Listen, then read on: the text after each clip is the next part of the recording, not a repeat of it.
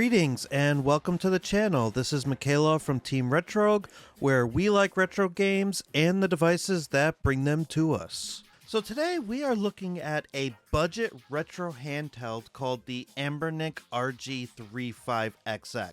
Now this is a Game Boy DMG styled handheld that can play and emulate up to PlayStation 1. And with Christmas coming up, now is a good time to look at devices that may actually be good Christmas gifts for your friends and your loved ones. So we're going to do an in-depth review of this device. We're going to put it through its paces. I'm going to show you how to customize it, and we're going to see if it's worth your hard-earned Christmas bonus.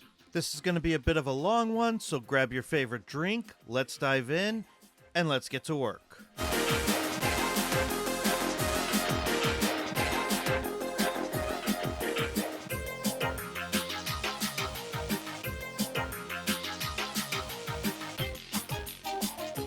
So in order to bring you this review, I partnered with the fine people at LitNXT, and they provided me this Anbernic RG35XX for the purpose of this review. No money exchanged hands, all opinions are my own, and they are not seeing this video before it goes live. Now, at time of recording, they are offering an automatic store-wide 15% off on their website, which does apply to the Anbernic RG35XX. And also, as of this recording, LitNXT has just started listing the new Anbernic RG35XX Plus, which is an upgraded version of the handheld we are reviewing today. Now stick around till the end of the video because we're going to talk a little bit later as to why all of this matters. But for now, let's dive back into the Anbernic RG35XX and let's hop in our mount and let's ride into Spec Town. For our CPU, we have a quad-core ARM Cortex-A9 processor, and our GPU is a quad-core PowerVR SGX 544MP. Honestly, I have no idea what any of that means, but there's the information in case you need it. We have 256 megabytes of DDR3 RAM on board, and our storage is handled by two micro SD card slots. There's a 3.5-inch IPS 480p screen, and that is OCA laminated. And the nice thing about this handheld is not only are they using their own official Anbernic system, but they do give you an option to switch to Black Seraph's GarlicOS. There's a 2600 milliamp hour battery, and this device is capable of HDMI output with support for 2.4G wireless gamepads. Now, this particular model does not have Wi-Fi or Bluetooth. Now, let's go ahead and unbox this unit and find the rich retro goodness wrapped inside. Now, it took me a minute to kind of peel back the packaging and get the bubble wrap open. This was very well protected in transit, but once I got everything out of the packaging, I was treated to the pretty standard Anbernic box. And in 2023, Anbernic has been getting more creative with their box designs, but in this case, we just have their standard white box with a drawing of the device, and in the box itself, there's not much. There's a screen protector, there's a manual, which I'm glad that these manuals are actually getting more detailed, because not everybody who buys these devices want to tweak them. Some people just want an out-of-the-box experience. So having a nice, colorful manual with good directions, that helps. And there are directions to switch to GarlicOS here as well. And here's a quick look at the rest of what's in the box. Obviously, you have the screen protector, you have the wipes to prep it for installation, and you have your USB-C to USB-A cable. So let's put all this stuff aside and let's take a look at the actual unit itself. And of course, if you're no stranger to the RG35XX, you're going to realize that this is meant to look like an old DMG Game Boy. And so with that, let's go ahead and zoom in on this device and let's start to tour it. And we'll start here on the top where we have a couple of indicator lights and your mini HDMI out in case you are interested in mounting this to a TV or monitor. The D-pad is your pretty standard D-pad. It is a rubber membrane connection, and I do feel like it does have the right amount of travel, and I feel the same for the start and select buttons. Now, the face buttons actually have quite a bit of travel, and they do actually feel a little mushy, but they do have a nice candy-coated shape and feel, and they don't end up flush with the unit when you press down on them, so they are passable. So now let's take a look at the side of the unit, and you're going to see your two micro SD card slots, as well as your power button and your reset button. On the bottom, you have your USB-C charging port, as well as a 3.5mm headphone jack. And on the back, you have your shoulder and trigger buttons, which I'm not a fan of, but they do give you a decent place to rest your index fingers while you're playing. Other handhelds with this form factor have also used a similar method, and it's fine. It's not the best, but it's fine. Now that we're done with our device tour, let's go ahead and turn this on, and let's see what the stock experience looks like if you're intending to use this system out of the box without tweaking it yourself. And so what you're seeing now is the front-end experience from the Anbernic stock firmware. And you can go in and you could pick your games pretty easily. It's sorted out by system. You could even switch between the two micro SD cards that are installed on the device. And you could boot right into your games. Now, you may need to go ahead and tweak the video settings, and you could do that just by hitting the menu button and changing the video display aspect to aspect. And so now here for Game Boy Advance, I can go ahead and play this game at the proper 3:2 aspect ratio. And yeah, it's a good experience. So if you just want to buy this unit, turn it on, and start playing some games, sure, you can absolutely do that, but you'll probably want to buy one of the units that comes with an included second SD card, because those will usually become preloaded with games. Now let's take a look at some of the other aspects of this front end. You have a favorites section, you have a history section where you could go back and just reselect the ROMs you've already played, and you also have your settings.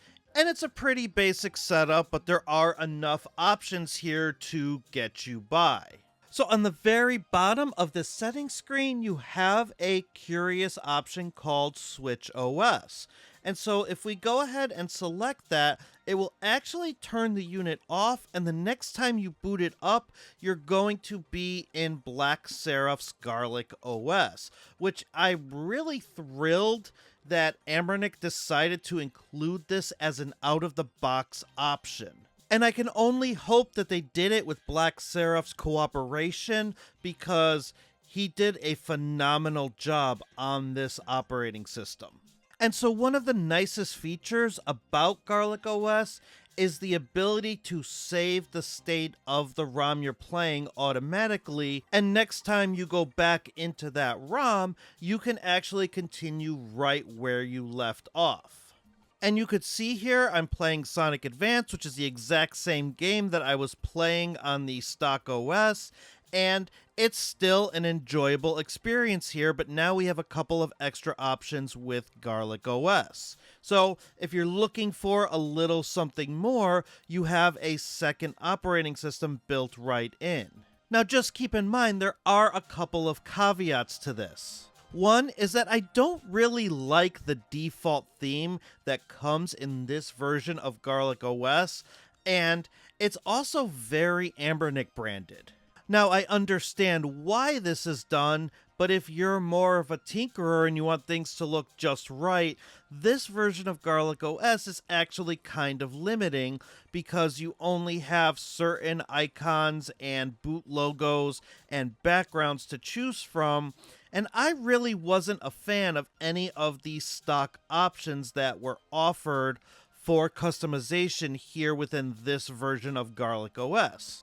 Plus, I'm not a fan of keeping the stock memory cards that come with these units because they are prone to failure. So I did buy my own micro SD cards. Please don't judge me for using Walmart branded SD cards. I needed this quick and this is what they had available at the time. Normally I would use SanDisk or Samsung, but we're using Walmart cards today. Don't judge me with your judgy eyes, Judgy McJudgerson.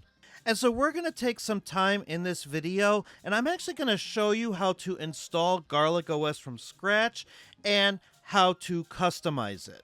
Now just keep in mind, I'm going to be using the latest 1.0 version of GarlicOS, which at time of recording is version 1.4.9. However, Black Seraph has released alpha builds of GarlicOS 2.0, which is available for the RGXX Plus. However, 2.0 is not available for this device yet as of recording, but I do believe that Black Seraph does plan on supporting this device in the future. So for now, we're just going to stick with 1.4.9, and we're going to find that over on Black Seraph's Patreon. Now, he has made this firmware available for free, so you don't have to support him on Patreon, but I suggest you do. It does help him keep the lights on, and it does help support development of these custom firmwares. But whether you become a patron or not, you're going to download the 2 micro SD card images. And then assuming you have 7-zip installed on your computer, you're going to right-click the first one, click Show More Options, and then you're going to go ahead and click Extract here.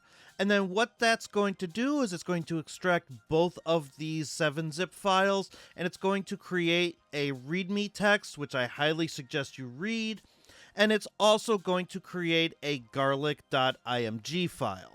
And so we're going to go ahead and we're going to use a program called Balena Etcher, and we're going to select that IMG file, and then I'm also going to select my 32 gigabyte SD card, and we're going to burn the garlic image right onto the SD card.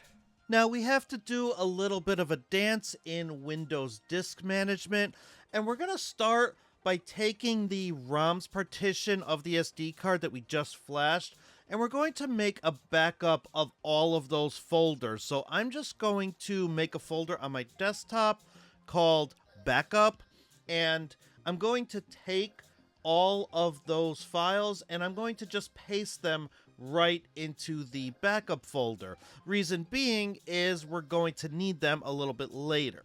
And then once those files are backed up, we're going to go ahead into our disk management program. We're going to right-click the ROMs partition, and we're going to actually delete the volume. It's going to ask if you want to continue. Go ahead and commit. Now that drive is going to be part of the merged allocated space, and we could go ahead and create a new simple volume from there. And just go ahead and follow the prompts, and we're going to actually name this volume label ROMs in all caps. Then we're going to take that new partition and we're going to move all those folders back into the SD card.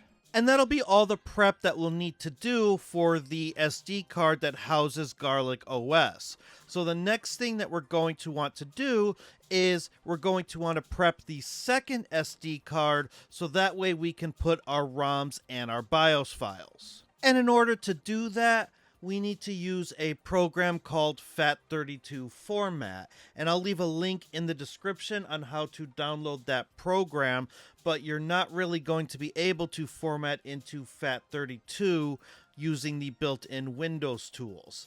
Now you're also going to name this SD card as ROMs, and you're also going to take those same folders that we put in the first SD card onto the second SD card.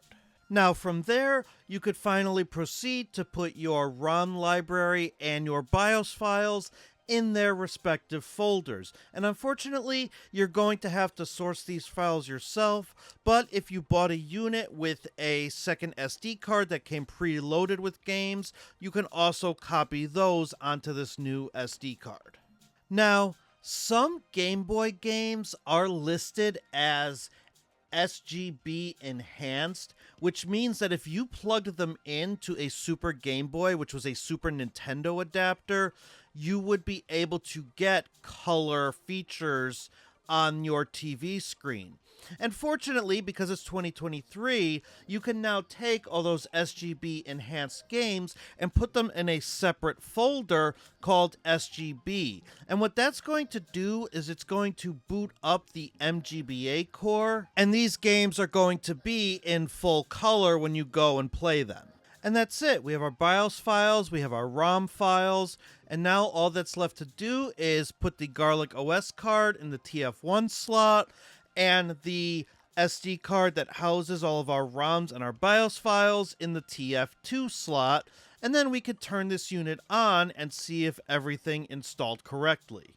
And sure enough, we have our GarlicOS logo, and we're booting in right to a more basic form of the menu we saw earlier. Now, this is the GarlicOS default theme, and it is definitely much clearer than all the metal slug nonsense that was on the Anbernic card. And as you could see, we have nice clean icons for all of our different systems, but we're going to go ahead and we're going to take this a step further, and we're going to introduce some customization. And in order to do that, we're going to go to a site called RG35XX.com.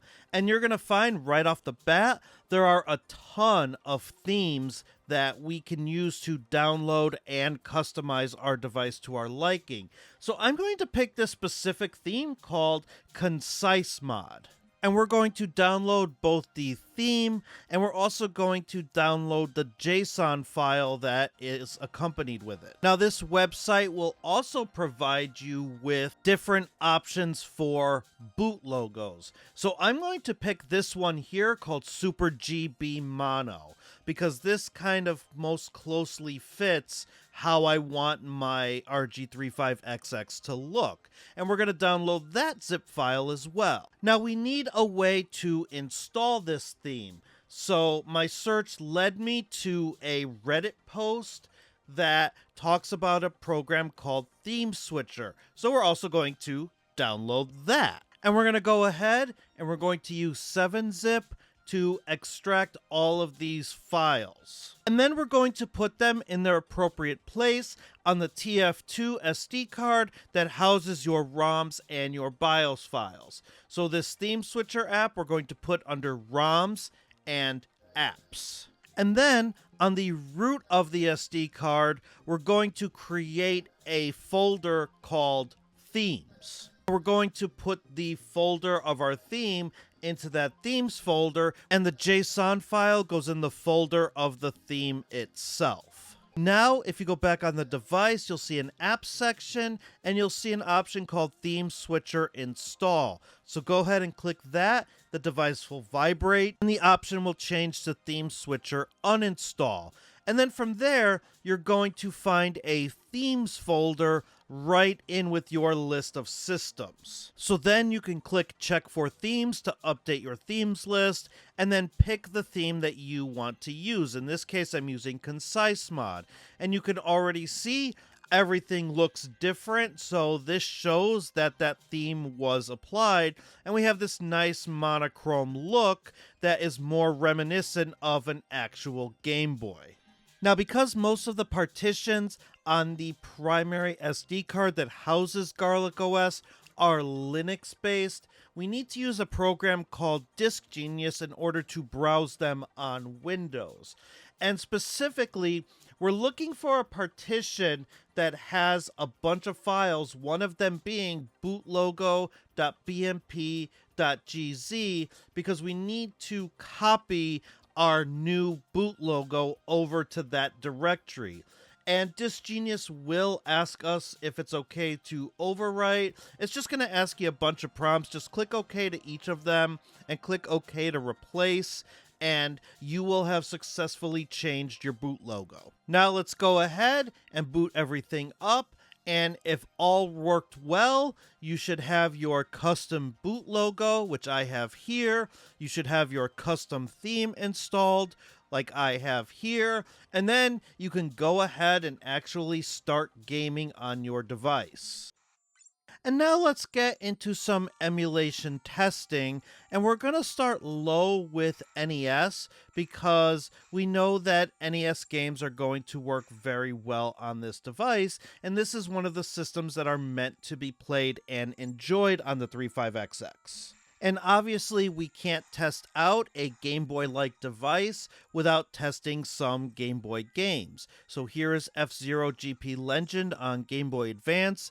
And Game Boy Advance is a 3:2 aspect ratio, so you are going to get black bars on the top and bottom, but they're very minimal and they don't really bother me. However, if they do bother you, you can either stretch the picture to take up the blank spots on the screen, or you can implement a bezel. Now, if you remember earlier on in the video, I told you to put your Super Game Boy Enhanced games in the SGB folder. And the reason I asked you to do that is because now we have a section called Super Game Boy.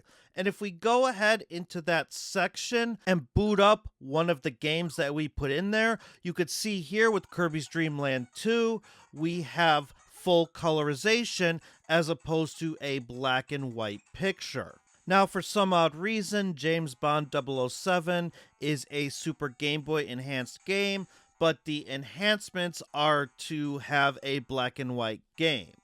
Not quite sure what's going on with this, plus the fact that I can't figure out how to progress in this game, but here it is, some James Bond. And then, of course, if you're playing a regular Game Boy title that doesn't have Super Game Boy enhancements, you can use the Gambate core and you can set your colorization preferences the way you want. My favorite here is Special 1 because I feel like it really gives that great perfect balance between good gameplay and cream spinach. And if you're going to play a Donkey Kong game, I highly recommend the Game Boy version. It is my favorite way to play Donkey Kong, and it is by far, in my opinion, the best version of the original game. Now, as of recording, the absolute ceiling for this device would definitely be PlayStation 1. Now, that said, PlayStation 1 does work really well considering this is an underpowered device. And I haven't done anything in the settings or options. I haven't overclocked or underclocked anything.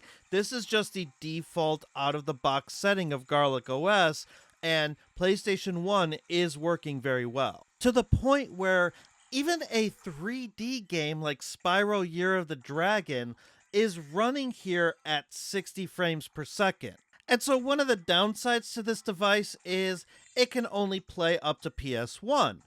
But one of the upsides to this device is it can play PS1 very well. Alright, we're getting to the end here, so let's start to wrap things up with my final thoughts. And let's start with the fact that you can switch to GarlicOS with the included SD card. And as I said before, I really hope that's done in collaboration with Black Seraph. And it's great for somebody who wants the features of GarlicOS, but doesn't necessarily want the hassle of flashing GarlicOS onto a new SD card. This device can be had for under $100. We'll get to that in a little bit. There is support for Super Game Boy, and it's not that complicated to get it running. This plays PS1 very well, and it's great to see that you can download and implement themes to customize this device to your liking. However, that customization could get complicated, and you really need to refresh GarlicOS onto a new SD card if you want to take full advantage of those features. The shoulder buttons on devices like these I'm never a fan of, but I rarely ever use them anyway. And this particular model does not have Wi-Fi or Bluetooth, which kind of makes it take a back seat to the Anbernic RG35XX Plus that just released. Now let's take a minute and focus on the fact that the Anbernic RG35XX just released, and let's talk about cost. Right now, at time of recording, due to the sale that Lint NXT is currently holding, you can actually get the regular model 35XX for about $58.65, and that includes free worldwide shipping. So if we were to take the Anbernic RG35XX Plus that is currently available through Anbernic's own website, you're looking at about $19 or $20 more, because the device is $64.97, plus you're paying $12 for the cheapest shipping possible.